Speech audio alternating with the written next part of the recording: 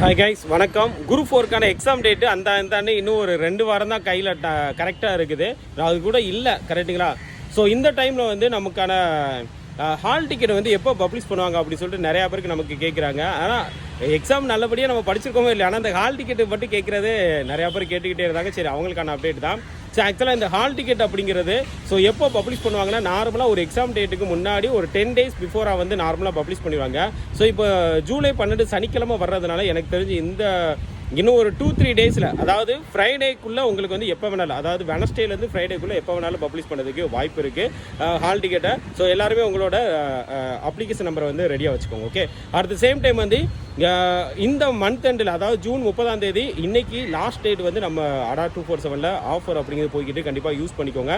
நீங்கள் மெகா பேக்கில் எடுத்திங்கன்னா 2 year வேலிடிட்டி. அப்போது இன்னும் 2 வருஷத்துக்கு எத்தனை கிளாஸஸ் வேணாலும் மெகா பேக்கில் பார்த்துக்கலாம். Y904 கோடு யூஸ் பண்ணி சப்ஸ்கிரைப் பண்ணிக்கோங்க. Thank you guys.